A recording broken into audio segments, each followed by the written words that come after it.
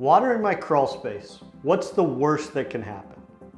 You look into your crawl space and you see water sitting on the ground in your crawl space. You ask yourself, is it okay to have water in my crawl space? Stay tuned to hear what is the worst that can happen if you have water in your crawl space.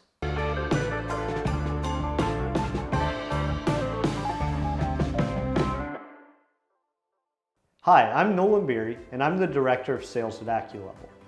I've been around the foundation business since my family started AccuLevel in 1996. I began working full-time at AccuLevel in 2013. Having water pooling anywhere in your house is not a good thing, especially in your crawl space.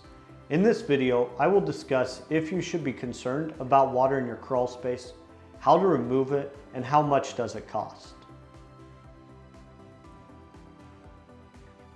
When you have water in your crawl space, it can lead to serious concerns. And so when you leave that water in that crawl space, that moisture comes up and it actually sits on the wood frame of your home, your floor joists, your subfloor, your sill plate, your rim joists or band board. And it begins to break that down, and this leads to rot. When this begins to rot, that's when you start to see those sagging floors, those cracks in the drywalls.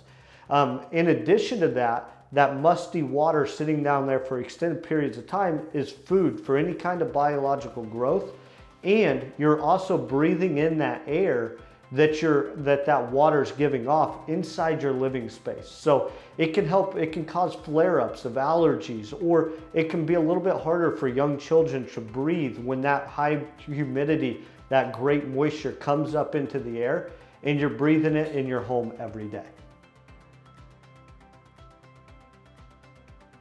So anytime that you're coming in to actually remove that water, there's a few different stages that we can do. Number one, if that water is 6 inches, 4 inches deep, and it's sitting in there pretty much all the time, what we're gonna actually do is come in with a throwaway pump. We're gonna get that water level down, get that outside the crawl space, so that we can come in and actually install a sump pump with a pit and get some drainage running to that pit. Now, once that's all completed and our crews have finished up with the actual water drainage, we're gonna wanna come out and do an entire inspection.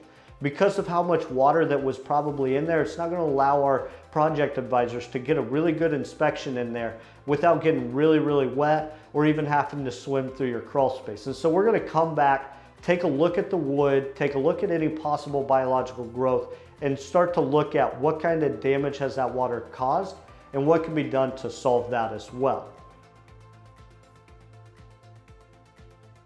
When it comes to waterproofing your crawl space, it's a lot less expensive than waterproofing a basement. Because we don't have concrete to take out, concrete to put in, we can just simply dig our trench around the perimeter of that crawl space and set that sump pump in the corner. Now, in most crawl spaces, you are working in about 2 foot of headroom, and so it is labor intensive and it takes some time.